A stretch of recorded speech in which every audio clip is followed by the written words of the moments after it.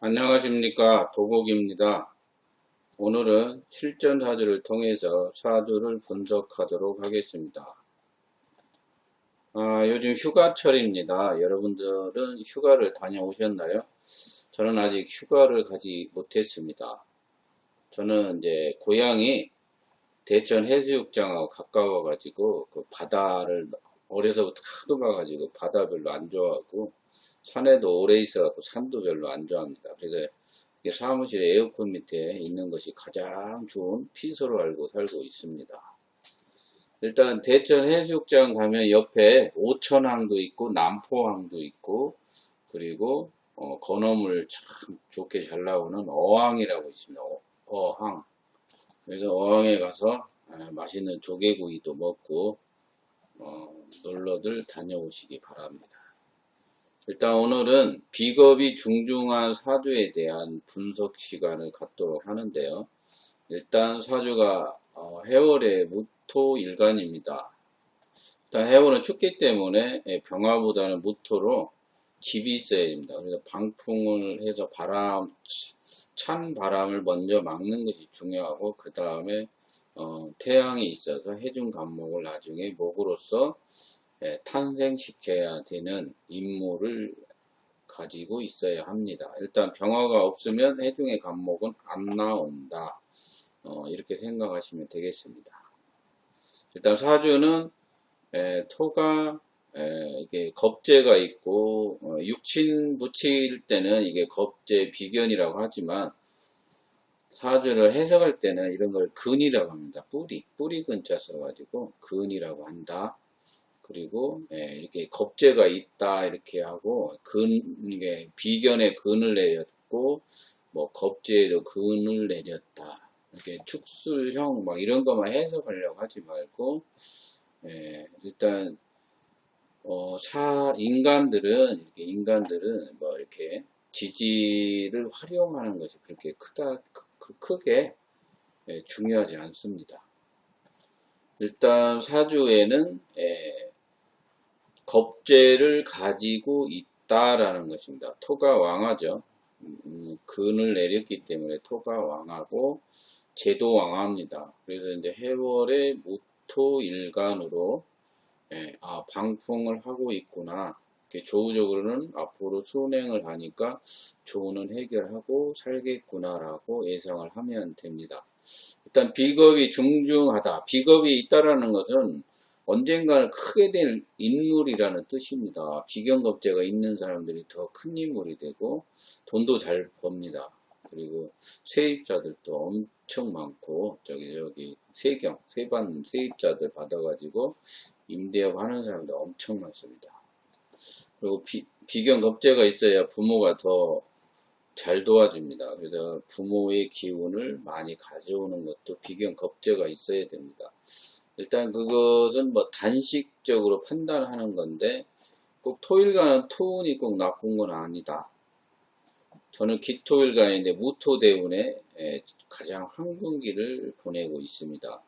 그게 왜 겁재 대운인데 안 좋다 이렇게 단식 판단으로 하면 안 된다는 것입니다. 그래서 격에 맞춰서 비견겁재를 봐야지 뭐 비견겁재만 있다고 안 좋은 것은 아닙니다.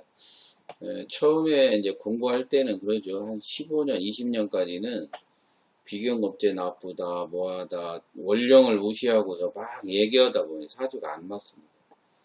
그리고 나서 격국을 받아들이는데 오랜 시간이 걸립니다. 처음부터 안 받아들입니다. 인터넷 뒤져보면 격국 뭐가 맞냐고 무시하는 글이 더 주류를 이루기 때문에 전에 옛날에 그 선생들이 눈과 귀를 다 가려놔가지고 지금 명리 배우는 사람들이 어떤 게 진짜인지를 잘 모릅니다.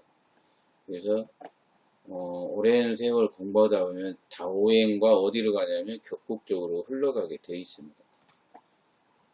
일단 비겁이 중중한 사주인데 이게 이제 비겁이 중중하면 반드시 인성이 있어야 그 비견겁재의 혜택도 있게 됩니다. 비견겁재만 있고 이렇게 제왕하고 비견겁재만 있다고 좋은 게 아니고 반드시 인성도 있어야 좋은 사주로 본다는 것입니다. 그래서 비견겁제를 다스릴 정도만 되면은 언젠가는 최고가 될 수 있습니다. 그래서 비견겁제가 나쁘다라는 것을 이 시간 이후로 그렇지 않다 이렇게 인식을 해 주시면 되겠습니다. 일단 격국을 잡으면 이게 해월의 무토이기 때문에 편제격 사주입니다. 편제격은 그냥 편제격하고 이게 해중의 개수는 이게 음간 인사에서 튀어나가니 이런 음간들은 격으로 직격하지 않습니다. 이렇게 되면 정제격이 되어버리기 때문에 정제격으로 해석하면 잘 맞지도 않고, 그래서 그냥 인신사의 원령의 음간은 격으로 직격하지 않고 그냥 편제격으로 직격을 합니다. 그렇게 놓고 편제격은 반드시 근이 있는지 없는지 봐야 됩니다. 편제격 근 없으면 돈 못 봅니다. 근황하고 근야하고 차이는 하늘과 땅 차이입니다. 이런 사주가 1000억 번다면 근약하면 그냥 동네 구멍가게밖에 못합니다. 일단 이 사주는 격국은 편제격이 근황하다. 그래서 돈 욕심이 하늘을 찌르고 있구나 라고 보면 됩니다. 그래서 이 사주는 이렇게 쟁제에서 인정이 살아나 있는 경우의 사주라고 봅니다. 그래서 이인자로서 어느 자기의 영역의 지분을 갖고 있는 훌륭한 사주입니다. 이런 사주들 되게 보면 사주가 엄청 좋은 사주예요. 무관한데 무엇이 좋으냐? 당연히 좋습니다. 왜 좋은지는 공부를 더 해보시면 알겠습니다.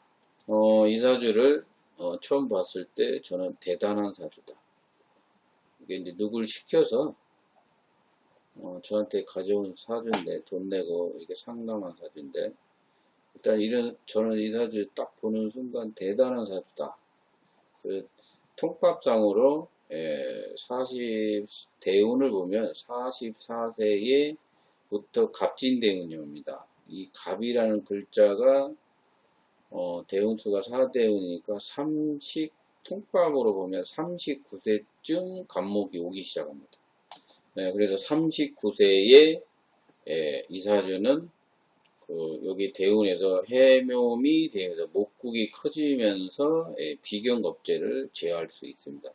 비견겁제를 제어하면 재생살돼서 비견을 제어하기 때문에 최고의 자리에 오를 수 있습니다. 쟁계형 인성을 갖고 있기 때문에 일반 큰 절에 주지가 되는 사주라고 보는 것입니다. 이 사주가 큰 절에 주지를 하고 계신 사주라고 봅니다. 저는 39세에 큰 인물이 되었다. 세상의 이름을 떨치기 시작했다라고 봤습니다. 그래서 반드시 비견겁제 이렇게 소토, 되게 이게 사주 보는 거 진짜 누워서 떡 먹기보다 쉽고, 여기 딱 보는 순간 딱 보입니다. 이거 딱 보면 재생 살만 되면 대박나는 사주라는 거 한눈에 보고, 식상운에 오면 아까 얘기한 식상운이 오면 새로운 일을 벌리겠죠. 뻔한 거, 운은 뻔하고 언제 좋아지는 건 뻔한 건데 뭘로 본다? 격국과 육신으로 보면 사주가 한눈에 보입니다. 이 사주는 그래서 해월 무토 일간으로 태어나 방풍을 잘 하고 있습니다. 그리고 병화도 있어서 해중 간목이 나온다. 목이 천천히 묘를 지나 이렇게 목이 자라는 환경이죠. 시간으로 보는 겁니다. 시간. 무슨 시간. 그 대운 천간은 오행으로 보는 겁니다. 육신 붙여가지고 편간 대운 이렇게 하는 거는 아니고, 대운은 뭐냐면 자기 능력을 개발하다. 그리고 오행적으로 나중에 어떠한 형태를 갖고 있는지 시간이라는 거죠. 지지가 계절 해월에서 이렇게 가고 있다. 겨울에서 봄으로, 봄에서 여름으로, 지금 여름쯤 온 사주입니다. 여름. 그래서 황금기는 많이 지났죠. 이렇게 가불대운이 많이 지났다. 보시면 됩니다. 그래서 이제 비겁이 중중하다. 그러니까 인복은 있다라는 거죠. 항상 쟁제에서 인성이 살아나는 사주들은 인복은 있다. 그리고 대운에서 재생살이 되면은 책임자가 됩니다. 한 지역, 뭐 이렇게 이제 큰 지역을 담당할 수 있는 하나의 장이 됩니다. 그래서 재생사를 조직의 장이라고 하죠. 그리고 비겁을 제했기 때문에 독립적인 장이 됩니다. 그래서 하나의 부서, 하나의 지역, 영역을 담당할 수 있는 영주급 사주라고 보면 됩니다. 이 사주가 어제 와서 본 사주인데, 근데 뭐 이렇게 딱 보면 대충 톡박으로 한 39세 정도의 큰 인물이 되었구라는 걸 금방 알 수 있습니다. 이거 인성 없으면 소용없고 인성이 있기 때문에 큰 인물로 본 것입니다. 인성이 없으면 별 볼 일 없다. 그래서 이렇게 편제격 근황해라. 근약하면 멈칫거립니다. 그래서 편제격이 근황하기 때문에 어느 이름이 전국적으로 이름이나 그 지역에서 모르는 사람이 없을 정도로 명예를 갖게 됩니다. 반드시 초년에는 어려웠을 것입니다. 초년에는 어렵더라도 목이 오면 조직의 장이 돼서 한 부서의 조직의 장이 돼서 이름을 떨칠 수 있다. 이렇게 보는 것입니다. 그래서 2020년 운세는 경자년입니다. 제격의 식상은 상신이다라고도 하는데 이제 편제격이기 때문에 일단 상신운이 오게 되면 이제 새로운 신규 사업을 하게 됩니다. 그래서 이제 물상론을 보면 여기 축 사유축이 입인데 여기 축 먹는 거에도 재물이 붙어 있죠. 그래서 합작으로 누군가와 먹는 계통의 사업을 시작할 것이다 라고 예상을 하는 겁니다. 초보자들은 이런 사주 보고 헷갈릴 수 있어서 샘플로 이제 꺼내 본 겁니다. 그래서 비겁이 중중한 사주라고 해도 인성이 있으면 좋은 사주이다. 그리고 격국을 잡고 육신으로 해석을 하기 위한 준비를 해야 됩니다. 그리고 뭐 공부해보신 분들은 알겠지만 여기는 뭐 회신이 있죠. 신임, 무임, 정신, 인갑 해가지고 회신 4가지 분석해서 운에다 집어넣으면 됩니다. 그래서 올해는 경임할 때가 왔다라는 거죠. 4번이죠. 신임, 무임, 정신, 인갑에서 경임, 신임이 아니고 경임할 때죠. 신규라는 말을 써야죠. 일단 운세는 그런 거 할 때가 왔다. 그리고 갑술달에 간판을 달면 되겠죠. 지금은 사람을 알아보고 환경을 조사할 때다. 이렇게 보시면 됩니다. 운 보는 거는 차후에 더 자세히 말씀을 드리고 일단 사주를 분석하기 위해서는 격국을 편제격 하면 근황해라. 그리고 비겁이 있으면 관이 언제 오나 봐라. 그것만 볼 줄 알아도 도사가 될 수 있습니다. 이분도 깜짝 놀라고 하셨는데 일단 비겁이 중중한 사주는 어떻게 본다. 그리고 사주 분석을 하기 위해서는 격국과 육신, 조도 넣고 뭐 병약적으로는 큰 문제는 없지만 일단 조우적으로 뭐 갖췄는지 그리고 운세를 볼 때 이렇게 회신에 맞춰서 보든가 격국에 맞춰서 보든가 육신의 생각업계로 사주를 보든가 뭐 인신사의 역마 이런 거 잘 안 맞습니다. 역마 있다. 역마라는 것은 이게 뭐 여러 가지 뜻이 있어요. 역마살 있으면 뭐 남을 잘 기릅니다. 기르는 성향도 있고 그리고 장사하는 사람도 물건도 잘 팔고 설명도 잘하고 여러 가지 뜻이 있습니다. 돌아다닌다는 건 아닙니다. 잘 안 돌아다니. 저는 역마 밑에 깔고 있는데도 이렇게 안 돌아다니고 있습니다. 그런 건 아니다.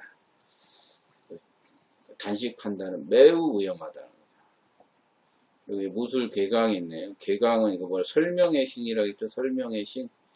예, 이게 하늘에서 인간들한테 막 설명하는 겁니다. 개강수들은.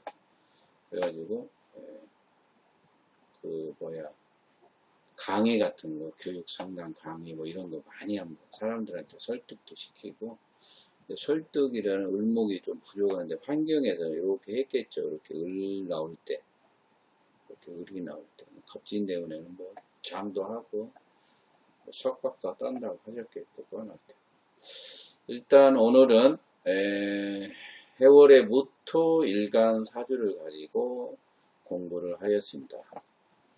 끝까지 시청해 주셔서 감사합니다. 다음에도 더 좋은 강의를 가지고 여러분들을 또 찾아뵙도록 하겠습니다. 수고하셨습니다.